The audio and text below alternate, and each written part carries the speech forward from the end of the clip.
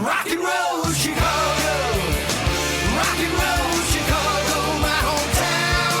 Well, I was born in the city, gonna rock the city, Chicago. Chicago rock and rollers are the best year out around. Hey, this is Paul Martin And Ray the Roadie for the Rock and Roll Chicago podcast. Rock and Roll Chicago podcast coming to you live. Well, No, recorded, actually. it's actually recorded. It is recorded. This way we could get a couple of them done in one day. See, Oh, that's why we do that. is it really?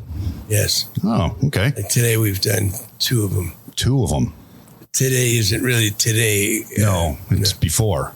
It's before today. It's before today, yes. Right. So if you're listening today, this was actually done some other day. Right. That other day. That other day, a long time ago. Yes. Not that long ago, but I feel we should be watching that Star Wars intro thing with the, galaxy far, far away. wait a minute. How about this? There you go. See, yeah. And the crickets. I don't want crickets. I know. Now they won't stop. No, that's that one. You like that? You like that thing? Oh yeah. There. Thank you. I'll tell you, if I find what I was looking for, I'll let you know. Okay, I'm sure you will. Until then, we have to listen to all your. We have to listen to all your special effects here. I don't know what that was. That was music. I can't find it. Can't find it. I don't know. Oh well. Oh, well. So what do we? It's kind of a harp doing a thing. Oh yes, a harp. Angelic. Yes, it's angelic. Yes. So today, who are we speaking with? Today we are speaking to great moments in vinyl.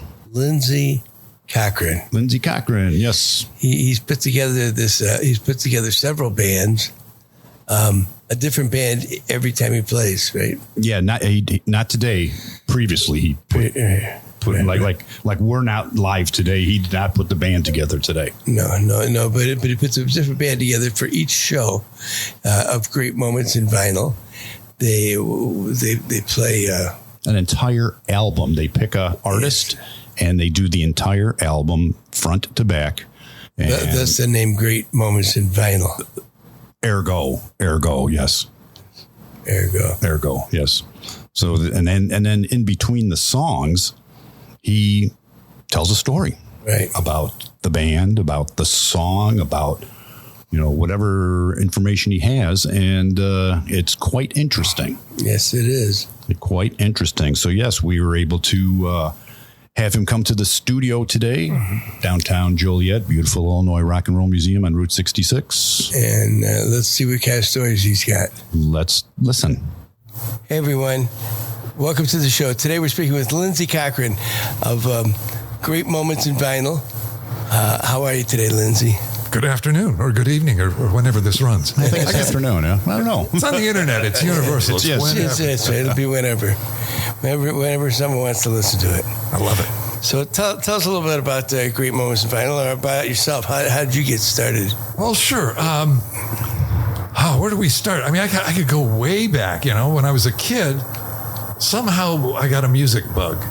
And the band that first did it for me, because you're in grade school, and they say, what instrument you want to learn to play? And they pull out the trumpet and the trombone and the flute and the clarinet. And for some reason, I chose woodblock. Yeah, right, exactly. For the people who are less gifted, the woodblock.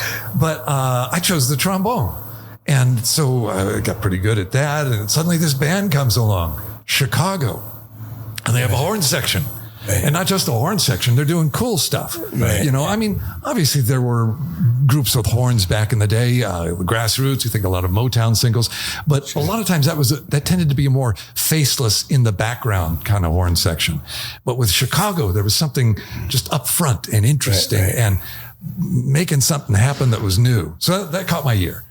And I started studying their music, and they had something they put out called the sketch score for all those books. Back in the day, and still today, you buy piano books for your favorite artists. Sure. But that's a piano reduction. There's usually a melody and then a piano part. But, you got Chicago, you got a horn line, you got something going on in the bass, sometimes Terry Kath doing something on the guitar. So this would break it out into different staves or staves or whatever you say in the book, so you can figure out all the different parts. And I get those, and I play along with the Chicago records. Of course, actually, our turntable was a little fast back then, just to make them go faster to make the records sound brighter. So I had to slow it down with a handkerchief. But anyway, suffice to say, that's where I started. I got excited about music. I got excited about seeing people can do this with music. It wasn't just, strum on a song and singing along. There was an arrangement, something interesting happening. And then soon after that, I discovered Jethro Tull. Okay, and the album Thick as a Brick was the one that did it for me. I remember a guy back in my church-going days, one of the guys who was in high school when I was still a younger kid, took me in his car. And we listened to his Benefit 8-track, a Jethro Tull 8-track. Okay. I didn't like that much, but Thick as a Brick came out, and oh my gosh, you can do this 40 minutes of music nonstop with things that develop and unfold and melodies and motifs that come back later in the recording. Right. I loved it. So I talked to my grandfather into buying a flute for me. So now I had a trombone and a flute and a grounding in music. And that became very important because remember I mentioned all those sketch scores that I would read through.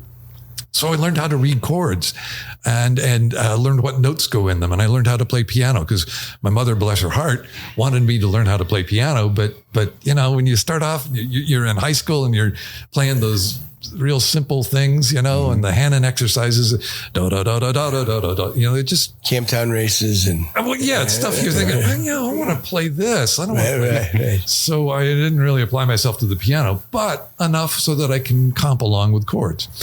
So I had the basis of all this knowledge of music, and that led me to want to be a music major. Applied to college, didn't get into the School of Music at that time, but they put me in the School of Arts and Sciences. And I got to look at some of the music majors that I was at school with. At Northwestern. Oh, nice. I was at Northwestern, and the people there who were in the School of Music seemed like all they knew was music. They didn't really have a broader knowledge of other things that excited me. I was reading The Lord of the Rings back then, and getting into sci-fi, and there was all sorts of other stuff going on. And I thought, I'll just stay in the College of Arts and Sciences, get another degree, ended up majoring in English, and worked at the campus radio station, WNUR in Evanston. Did the morning show there.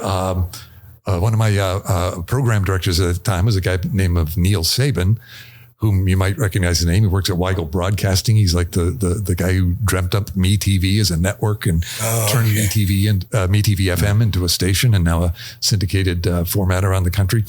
Anyway, I worked in radio and started thinking, well, this would be a fun summer job, and applied for jobs when, summer break came along, and worked in Lexington, Kentucky, and got a job in Rockford, Illinois for a while. And then I was coming back to finish off my senior year, and I wrote to WXRT. Apparently, John Bell had just left. I don't know if that name rings a bell, but he had just left, and there was an opening. Everyone got to move up a slot, and they needed someone to fill in the overnights. And so I got hired at that point, not doing overnights. I was sharing the overnights with two other people. I got to work with that music. I mean, this was not at some of the other stations, like when I was in Lexington, it was like a bin full of 45s and you pulled them out according to a little card catalog. According to what they wanted you to play. Exactly. And then I worked at Rockford, and that was like a classic rock station, and so we didn't go very deep on much of anything. But XRT, oh my gosh, 3 walls of record shelves. What year was this? 79, I want to say. Okay. So January 1st, 1979, did my first shift and stayed there for 8 years. But in that time, oh my gosh, the artists I got to meet, it was so cool. Here's my heroes. And they come into my studio. I eventually got to be the production director. And they would come to my studios and I would give them something to read on the air, Had a line for Sting to read about coming to you in the city of the finest police that money can buy. I was thinking Sting and the Police. It made a nice little fit. I remember there. those. Yes. Right. So that's the sort of stuff I would do there, working with the artist. And that was my passion. It all got put together in radio, and I've stayed in radio as a career ever since. I've been very fortunate with that. But along the way, finally answering your question about the band, I hope you still got time left. Somewhere along the way, Oh, so I worked at the Smooth Jazz station for a long time, and that format went away. And I was looking for, what do I do with my creative energy? And I started a blog. And then I think my girlfriend at the time said, why don't you take a class in music, the Old Town School of Folk Music. And I thought, well, that could be interesting. I don't know. Oh, I know what it was. Actually, first I was talking about doing Irish music. And I bought a frame drum. Bagpipe? Oh. No, not a boron drum, but a frame drum. It's like a big round drum that you hit. It's not quite the same as a boron. But anyway, suffice it to say, I looked into Irish music, and that got me looking at the schedule at the Old Town School. And wonder of wonders, it's not all banjo and dulcimer classes. They have classes there. I mean, this was a revelation to me, and I'd lived in Chicago since college. They have classes in learning how to play Rolling Stones songs or Bruce Springsteen songs or Cheap Trick or Nirvana or all these other things. And I thought, oh my God, sign me up. So I went to a Van Morrison class as my first class. And, there we are, we're jamming along with all these Van tunes. And every 8 weeks they have, what do they call it? A graduation performance, I guess. And everyone who was in that class got to sit down and in a bar, just some cheap place, where everyone's playing for free. But we played the music that we learned in the last 8 weeks. And I was watching these instructors in this class. Elton Smith was one of them, a musician I still work with these days. And I was thinking, these guys are good. These guys are good. I could put together a band with them. And I'm not great on the bass. I could play well enough to keep up, but I could tell stories about the music. We could do a Van Morrison show, and I could talk about his background and what it was like growing up and working and getting screwed over by the record company and finally making his way in the world. I mean, there's tons of stories that come along as I tell. We've done 80 albums over 90 different shows in the last 8.5 years. So it's a broad range of music. And part of the secret sauce is I don't have a band. It's just me and whatever musicians I can recruit. But it's not like, depending on the music that you're doing. Exactly. And what I do is I find the good players I know who are particularly passionate about that. A guy I work with a lot is named Phil Angotti.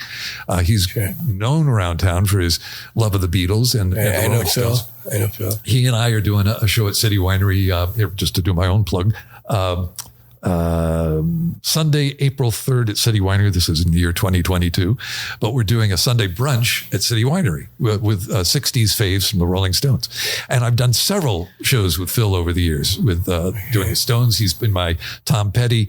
He's been my blanking on Kurt Cobain's name, Nirvana. Okay. He's been in Beatles. Done a couple of Beatles shows with us. So, I mean, I find the right musician who brings his or her own passion about the music themselves. We're not just a tribute band, slamming through stuff. It's like I give these guys who have to play in wedding bands on a Saturday night, and they make good money doing that. But I give them a chance to play stuff they don't normally get to play. Right. And they love that. I got a great musician by the name of Packy Lundholm, plays drums, guitar, keyboards, pedal steel.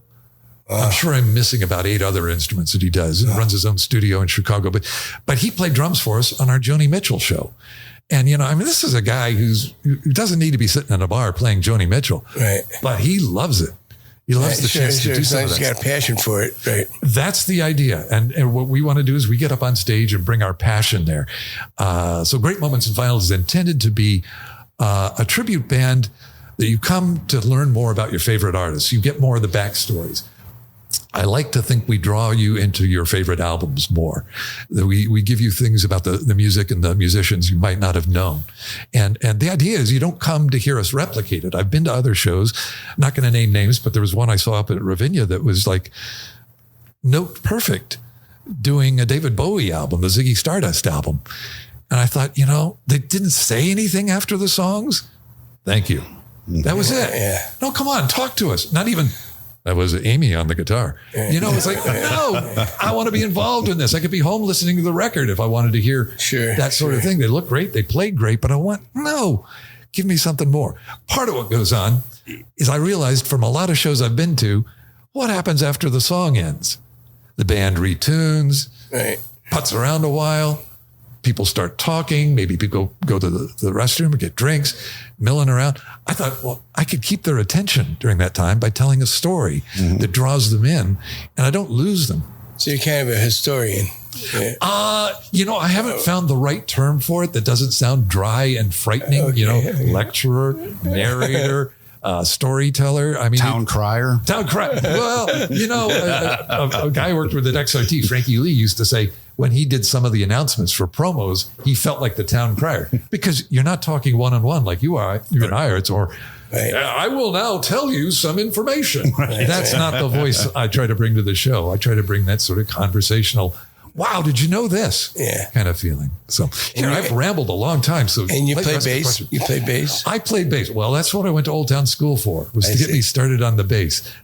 My background in school, high school and college really helped with that in the sense that I understand music. I mean, I can't write 12-tone music or, polyrhythm stuff, but I understand the concepts and how it all fits together and how to notate it and how to read music. So with bass, it was just translating what I learned on the trombone and the flute to another instrument.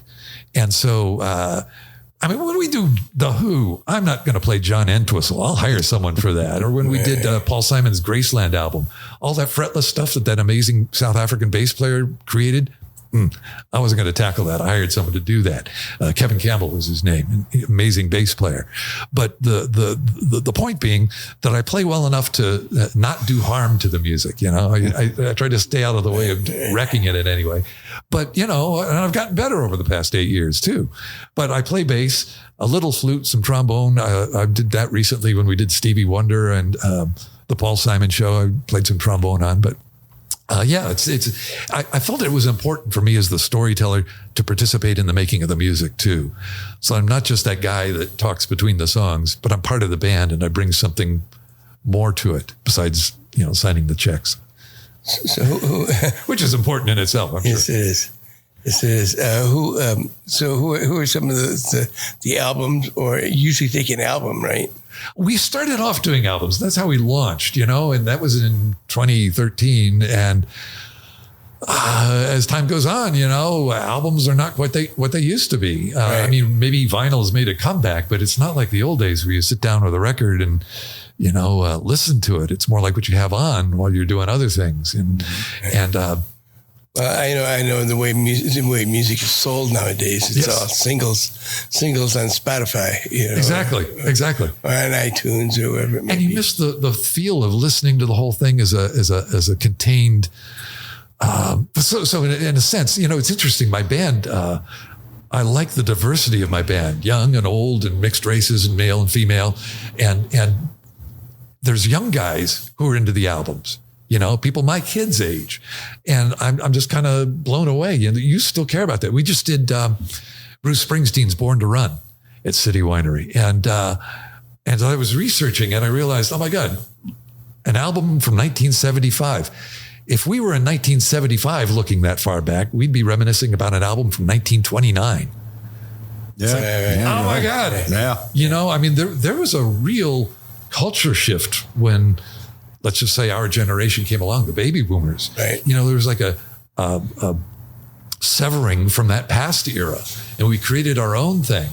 I got this sense that where we are now, we're watching a new severing come along, because a lot of the stuff that we loved and created and did, it's within that same sort of 50, 60 year bubble.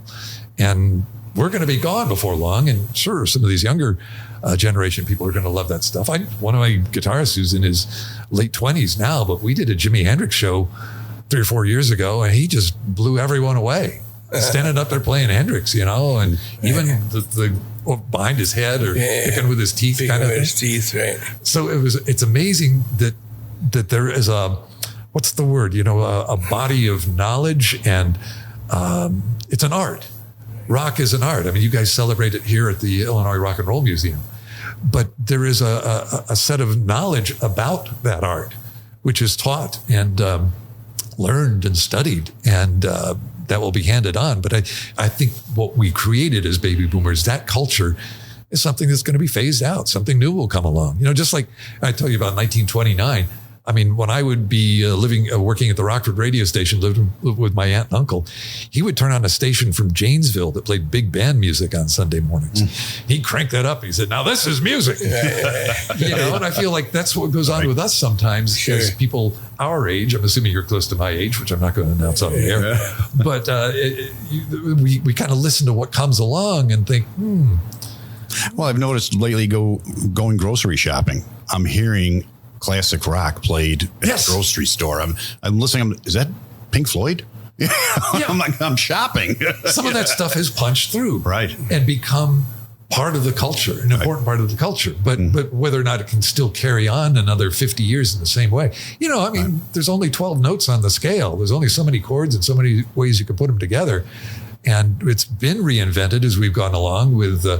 I don't know if you can say the word disco, but the dance beat being incorporated into music and with rap elements and hip hop and house music, jazz rock. Well, way back with jazz rock, or even when blues rock came along, or folk rock. I mean, there's always ways of varying it, but can we make it as cutting edge and innovative and culturally affecting as the Beatles and the Stones and all those bands in the 60s did? Because what they were doing was reinventing or inventing something. Right.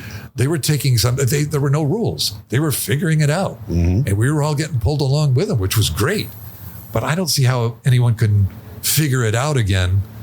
Yeah, you just don't see any musicians, any bands like that out there. Yeah, well, I'm not sure it's possible in some ways, because some of the musicians I work with are very good, and I almost think if they had been around 30, 40, 50 years ago, they'd have made that kind of inroad. But now, how can they innovate in that way that's going to grab people? And, ask me in 10 years, I could be totally wrong, but it just feels like, we've got the internet, we've got new things that are developing that might become the new cultural movement, the new thing that sweeps everybody up. And music will just be a thing that's out there. I try to think of an example for our generation of something that was just there, we just took for granted. That's what music will probably be in the future. Right. So you said you've done like 80 different albums. Yes. Do you have any favorites that you well, here's the thing, enjoy? Or any stories that you like to share from one of those albums? Sure. I do have stories, but you asked about favorite albums. That's the thing. One of the things I learned in being a radio DJ was that you don't have favorites. I mean, I've got things that I like to listen to at home. XTC is a favorite band of mine. That Jethro Tull stuff, I couldn't get enough of that back in the day.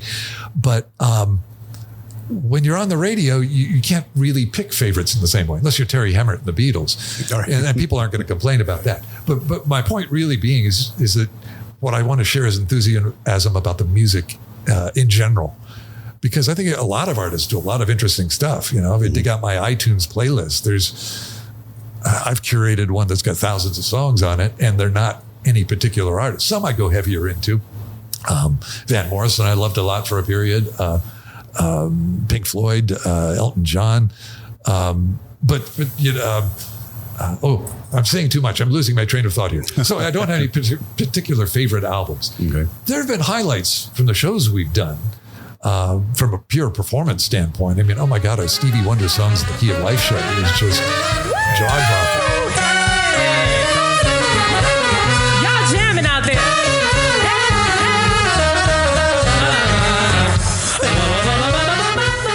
And then we did Paul Simon's Graceland. And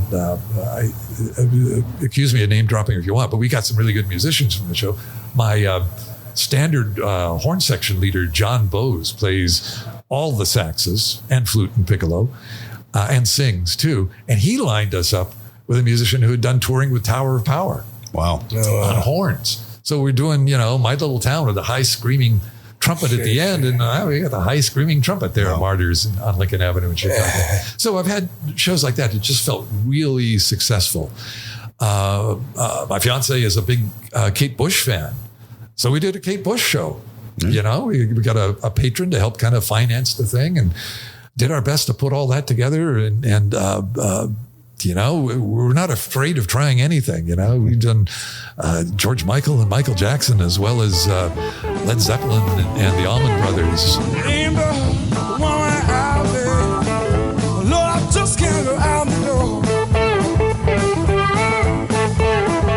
Ain't the woman out there. Lord, I just can't go out the door. asked about stories. Here's a great one about Jimi Hendrix. I love this story because to me it was a revelation when I was doing research on the guy.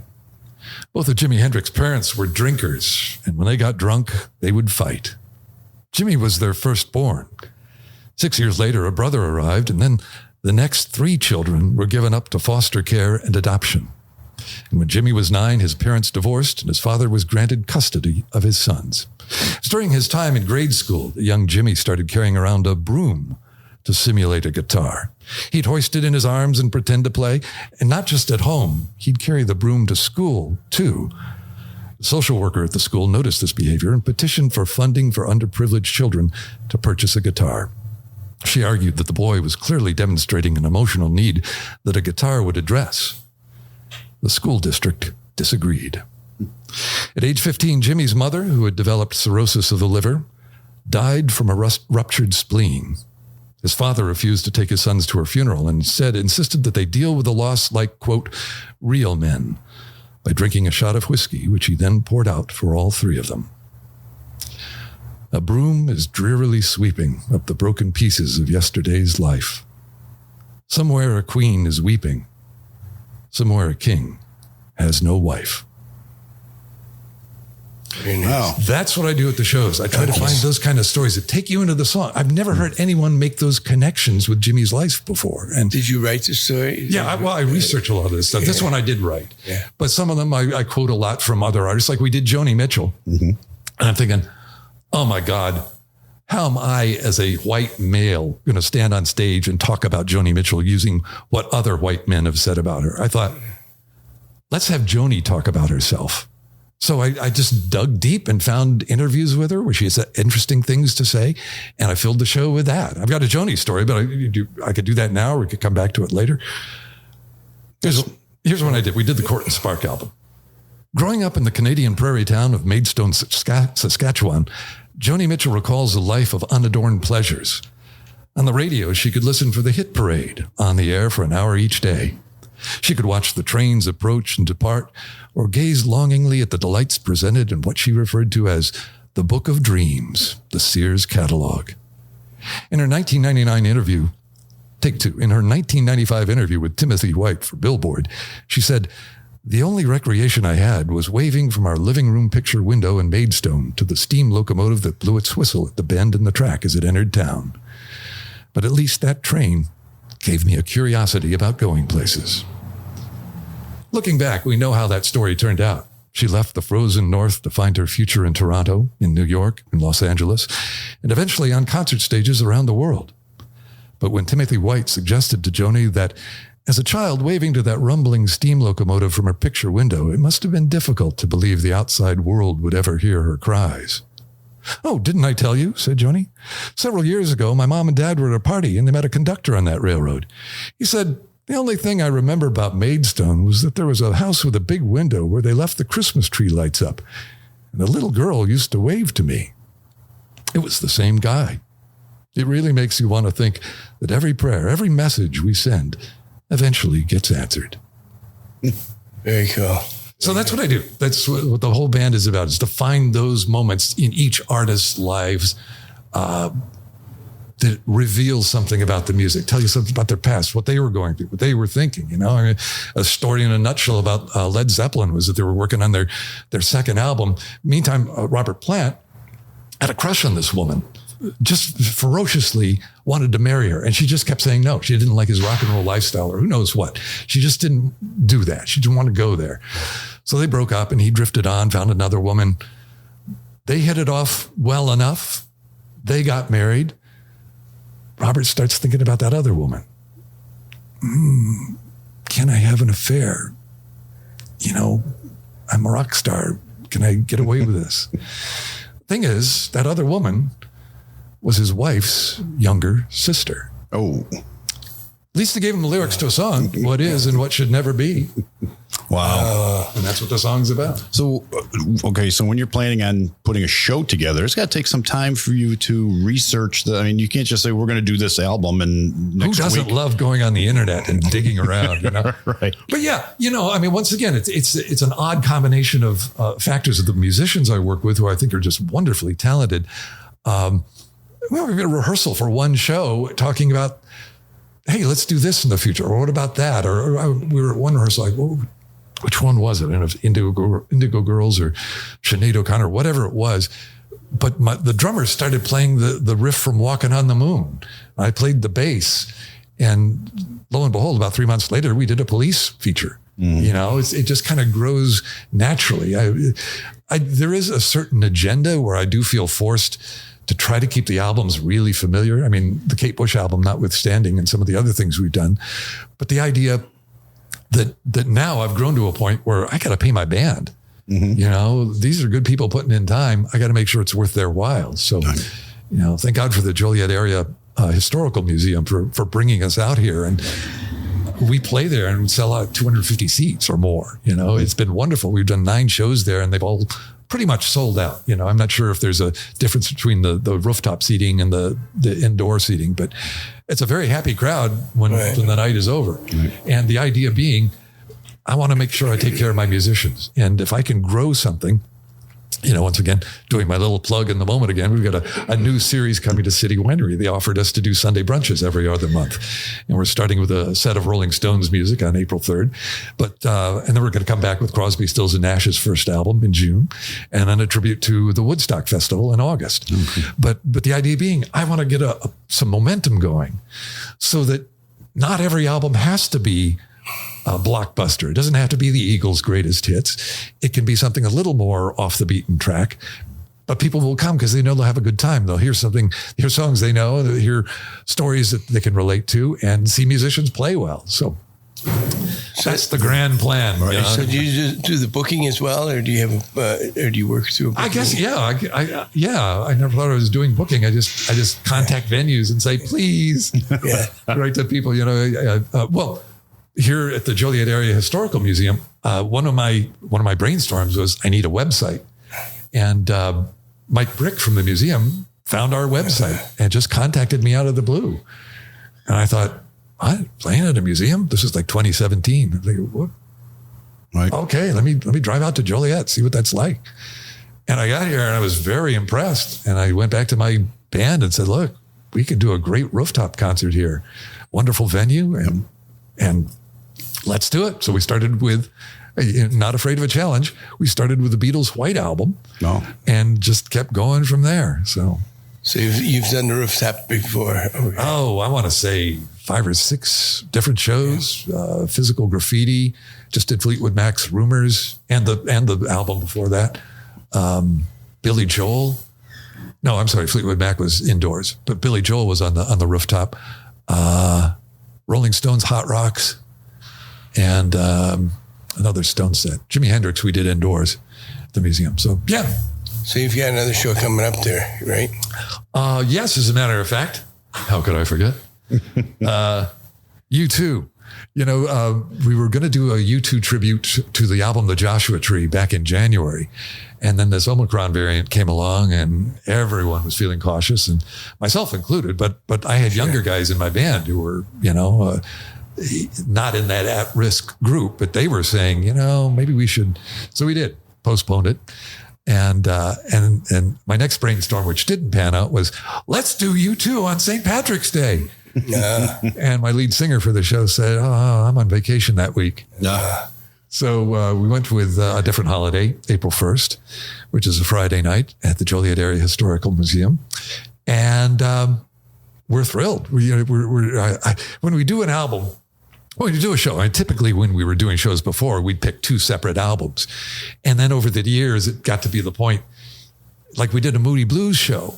And it's like, I don't know if I can find 2 great Moody Blues albums. I can find a lot of great songs, but a lot of songs that maybe people aren't going to want to pay to sit through. Right. So we did This Is the Moody Blues, their greatest hits set. I was sort of fudging it there. Yeah. But now we're to the point where we're kind of just picking a specific album, like the Joshua Tree for our U2 show. But typically we do a chronological set to set the stage. So we're starting with their first album and running through all that.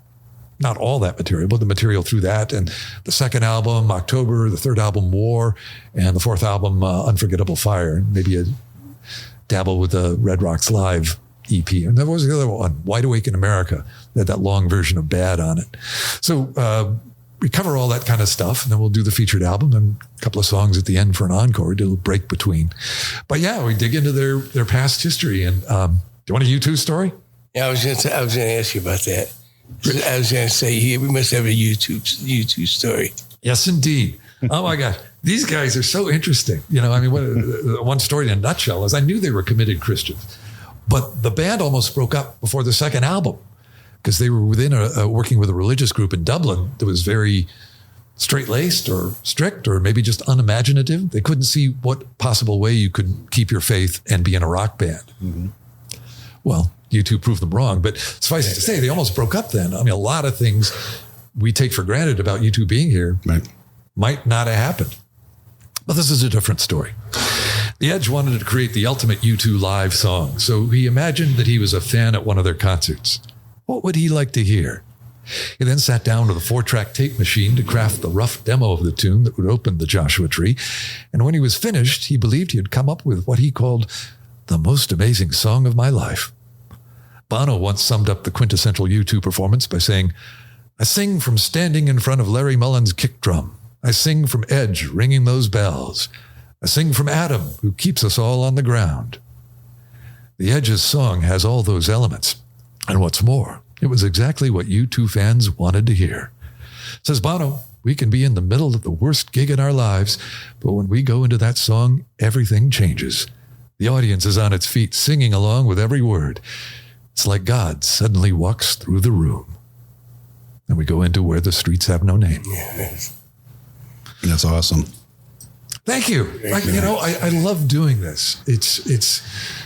I just love music. I love rock music. As I told you, there's just like growing up, there was those moments of saying, you can do this. Right. It's not all yummy, yummy, yummy. I've got love in my tummy. There can be interesting music out there. I mean, in much the same way the Beatles opened a lot of people's eyes. And then for me, I came of age around 72, 73. So prog rock. It was out there. I lived in Oklahoma at the time. I was listening to a station in Oklahoma City, which was 90 miles away. And the station, I don't know if you ever worked in radio, but they had the weirdest format. They seemed to play long songs. Everything was like 7 minutes long or longer. So I knew a lot of, Renaissance and Jethro Tull and I'm trying to think, Genesis, those kind of songs. I didn't know any Rolling Stones or Beatles, though, because I never played them. Right. It was all this long stuff. There was a Poco song called Crazy Eyes. I think Crazy Eyes is like 9 minutes long. They would dig out this stuff. And it was great to listen to because, once again, I was fueling this feeling of, wow, you could do cool stuff with music. Oh, yeah. How can I get involved with that? I'm not a singer. That's another thing about leading a band is that, I'm only on stage to tell the stories, and I let the rest of the band be in the spotlight when it comes to the music. And if we want to open something up for a song up for a solo for somebody or reinterpret something a certain way, we're not afraid to do that. We respect the original versions, but sometimes, we have to make accommodations for how much money is available. I mean, we've done some. We did the Beatles at City Winery a couple of years ago for a Sunday brunch. And I had this idea, let's hire a string quartet. Let's do all the Beatles songs with little strings in them, like Yesterday or Eleanor Rigby. It would also open the door for us to do A Day in the Life and Strawberry Fields and I Am the Walrus, and it was great. I am the Eggman. They are the Eggman. I am the Walrus. Cuckoo, cuckoo.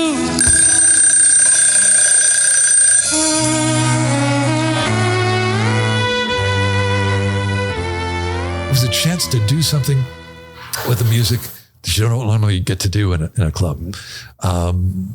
Like I said, we did Stevie Wonder. I had a horn section for that. And I hired a guy to play keyboards, Once again, I thought, I'm not going to get one of my white musicians to play Stevie Wonder. I want a guy that's going to own that stuff. Right. So I used to work at WNUA. And if you remember back in the day, Ramsey Lewis used to be the morning show host there. And I knew him and occasionally co-hosted with him. So I knew him well enough to write to him an email and say, Ramsey, we're doing a Stevie Wonder show. I don't want you to suggest a musician. I want you to suggest a musician who can suggest a musician. One of your sidemen, who would he suggest?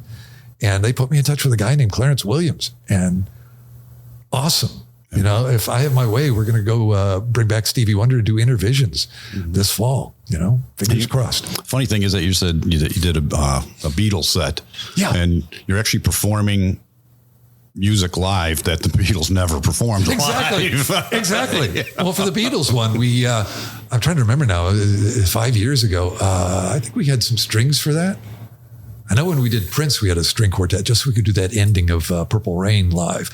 I know we had, we had a horn section, 3 horns, 2 saxes, trumpet, and then I stepped in on trombone when needed. And then a couple of strings, 2 or 3, I think. So, yeah. Well, it was a dedication to trying to flesh out the music as best we could. Right. And when we did Revolution number 9, I had a whole thing prepared based on John Lennon's collage of sound. And I narrated something over it that tried to hit certain posts in it. You live and learn. That's the problem with doing things live. But I practiced a lot of times. I had certain posts. There's a place for the Revolution guitar. It comes up in there. Mm-hmm. When we did the White Album at the Joliet Museum, I hadn't realized that my iPad wasn't plugged in stereo. So when I hit that post, that was all in the channel that wasn't in the PA system. Wow. It's like, No. So I'm in the middle of my narration thinking things I can't say on the podcast. Anyway, so it's we just want to bring people those wow moments. Right. And that's what it's about. Sometimes it's through the performers, like the guy, Bill Grady, who plays an amazing Jimi Hendrix. He's not only a great Jimi Hendrix, he was my Dwayne Allman, David Gilmour, and it's going to be in the U2 band. Mm-hmm. He and a friend of his from Milwaukee by the name of Jeremy Peters, both amazing guitarists. Jeremy just was our Lindsey Buckingham when he did Fleetwood Mac at the museum. And Bill brought in a singer named Steve Taylor, who's one of those gigging musicians I mentioned before, guys who get paid a tidy sum to do weddings and industrial shows and things like that. So that's why we rarely play on Saturdays, because the people I want to hire are already They're already busy. making like 3 times what I can pay them. Right. But Steve Taylor, he did a guest appearance. He did a walk-on when Bill Grady was our Eddie Vedder in a Pearl Jam show. And there's a song, blanking out. It's one that Chris Cornell sings with him. It was like in the early days. I Go Hungry is like the chorus. Hunger Strike, maybe? I'm not sure what the name of the artist was. It wasn't a Pearl Jam too. But anyway, Steve walked in and sang this high Chris Cornell thing. It was just like, oh my God. It was worth paying the extra money to have him come out and do that for one song in the encore, because it was just an unexpected. Yep. Oh my gosh. A nice surprise. Yeah, right. We did the Rolling Stones, and I hired a bluegrass fiddle player for Country Hog. He just came on and did the one song. Billy O is his name. And I always feel bad. I've never had him back again. I've hired him twice to be a country fiddle player, but he said, I can sing and do other things too. It's like, God bless you, but I got my standard people set. I just need you for the one thing, right? So what about Temptations? Have you done the Temptations? No, we would in a heartbeat. Once again, it's like, can I get a crowd? Can I get an audience for that? Probably. The Stevie Wonder thing was well attended. Right. We had like 300 people at Martyrs in Chicago. Temptations. When we did Paul Simon, the Graceland, album, I had a friend who works with some musicians, African-American musicians, in a soul group. Mosaic Soul, I think was the name of it. And he brought me 3 singers to be my Ladysmith Blackman Bazo for that album. And, that allowed us to do some other things, like the Loves Me Like a Rock song that had the Dixie Hummingbirds singing background on it from Paul Simon's There Goes Ryman Simon. So Temptation is not a bad idea. Well, let me give that some thought. We one thing we have in our back pocket, we've been lobbied by the women at the Joliet Museum to do a Dolly Parton tribute. So we're going to try that. And here's the thing, Dolly, she's having her moment right now, and deservedly so, but right. she's not got a great album that you're going to point to. Right. She's got an entire career. Right. So I think what we're going to do for her is 20 memorable moments and pick things. We try to keep things chronological when we do it, because that helps me as the storyteller, right. Move things forward. But we've got 20 songs picked out, and I've got some research done on them, and there's some good stories to come. So look for that. I'm hoping this summer on the rooftop at the museums. Mike and I still have to figure out a date. And I want to take it to some other places too. But once again, my friend Packy has volunteered to play, Packy Lundholm, to play pedal steel on that. he did pedal steel for us in one of our Grateful Dead shows when we did Working Man's Dead and American Beauty. So how does one get tickets for this U2 show? The Joliet Museum website. Give me a Wi-Fi connection. I'll give you the URL. No, you have to go to the website for Joliet Area Historical Museum. Right. Or you can visit Great Moments in Vinyl on Facebook. We have an events page that links you to their site or their ticket window. It's not really their site. It goes to another place, another portal that actually does their ticket sales for them. So.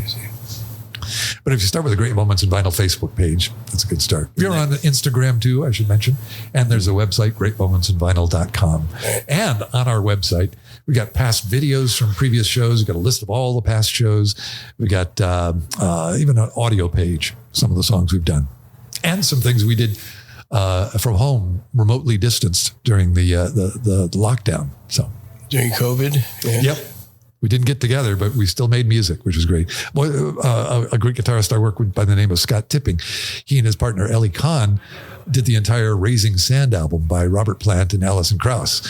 Just the two of them. They recorded it all on video, and I recorded stories at home. We spliced it all together and very nice. Put that on. So that's April 1st at the Joliet Historical Museum, and then Friday night. I got to mention the Friday night because that's a selling point right there. Right, and then 2 days later, you're at City Winery for the first brunch. The first Sunday brunch, City Winery, April 3rd. We're calling it the Rolling Stones, a set of 60s faves. Because we thought, we're not going to play Midnight Rambler for people on a Sunday morning over their, right. tea and scones. We want to keep it kind of light. We were trying to figure out what Stones album do we do? And it just felt like, well, let's do a bunch of 60s stuff. Because they went through some interesting changes. Keith Richards said in the beginning, I wanted to be Muddy Waters. They were all blues fans, but they mutated over time. They started to realize there's money to be made doing other stuff. So you saw them doing a lot of Motown and R&B covers. The blues is very predominant in their music. It was. Yeah, and it still is today. But they went through a shift there. Beatles come along. They got Revolver and Rubber Soul and, oh my gosh, Sgt. Pepper's. And everyone's going off and trying stuff. You saw Brian Wilson did all his Pet Sounds and other innovative things in the studio. But the Rolling Stones... the Aftermath album starts to dabble in that, Between the Buttons, and then you come along with their Satanic Majesty's Request, where they really just threw caution to the wind and experimented in this. I think one of the singles from that was one of the few songs that Bill Wyman sang lead on. Sadly, it pretty much tanked, but they were trying things. And around that time, they were realizing this is not us. They put together Jumpin' Jack Flash. I think that was the next song that kind of was a restart of the Stones engine, pointing them in a new direction. And then they sailed off with Beggar's Banquet and Let It Bleed and the defining period of Rolling Stones music. And they kind of always went along with the latest craze. They kind of get into the dance. Hello, Mick. Dance music. Emotional Rescue. Right. Yeah. So they were following what people were listening. And even Miss You, that was an Alf shoot of all the time that Mick had been spending in Studio 54 or whatever club he used to go to. And I read one interview where Keith was saying he hated that song. Why is this on our album? But on the other hand, we did Sticky Fingers here at the Joliet Museum with Some Girls and I'm sorry. Not Sticky Fingers. I want to tell you a story about Some Girls. We did Sticky Fingers with Some Girls. But the Some Girls album, oh my God, all the songs are in A. Come on, guys. A little innovation, please. Probably needed to get an album out really quick. Well, I think they just wanted to put something together. And Tattoo You, which I didn't realize was all outtakes.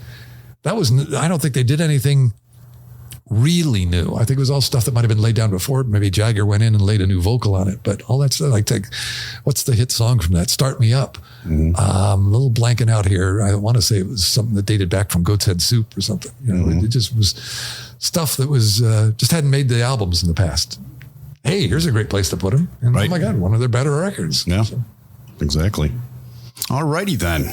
So we can find you online, your website. GreatMomentsInVinyl.com. And the same for Instagram, same for Facebook. And we got a YouTube channel, but, I'm not one of these kids these days. I'm not quite sure how that works. How do you find us on YouTube? But usually if you find our videos on Facebook or on the website, they've been posted on YouTube first so that I can just link them there rather than sequestering them on Facebook. Right, So right.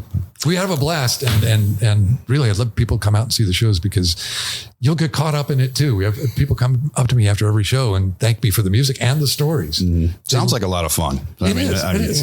The stories are very cool. Yeah. Oh my God. They bring you just a new dimension on your favorite artist. And you have a lot of, I didn't know that moments. Right, exactly. And the enjoyment of the music too. Yeah. Yeah. A little bit of both. So, well, thanks a lot for coming out on us this afternoon, and or is it evening? No, it could be morning. I don't know. But we appreciate you coming out, and I appreciate your time. Some great stories. Thank you so much. Thanks, Lindsey. Thank you. So that was Lindsey Cochran of Great Moments in Vinyl. Some interesting stuff there, isn't it, Ray? I'm telling you, it's very, very interesting. I mean, he gets your attention. Yes, he does. And you learn something. Yes, you do. You get kind of a backstory, kind of like what we do. Kind of like we do, bringing you the backstory of the bands. He's giving you the backstory of a band or the album or whatever. Right. Very interesting stuff. I definitely got to go out and see them. And puts together a different band for every show. Every show, somebody got different people, but he's been doing it long enough, and he's got a list of people he can find. So he's probably got a whole fraternity of people. Exactly. He knows who can play what type of music, and he calls upon those people. And he's got a show coming up this Friday at the Joliet Historical Museum. Right. Not on the roof. He's inside. It's not inside. It's inside. It's too cold. But they're doing Joshua Tree by U2. That's right. And then 2 days later, he's at the City Winery starting a Sunday brunch series. That's right. So I believe it's going to be a Rolling Stone performance there. So get out to see them either at the museum or down at the City Winery, and check them out. I think you'll enjoy them. Okay. Thanks for listening, everybody. Thanks a lot. We'll see you next week. Bye. Rock and Roll Chicago podcast does not own the rights to any of the music that's played on this podcast. The music is used to promote the band or musicians that are interviewed. Rock and roll Chicago.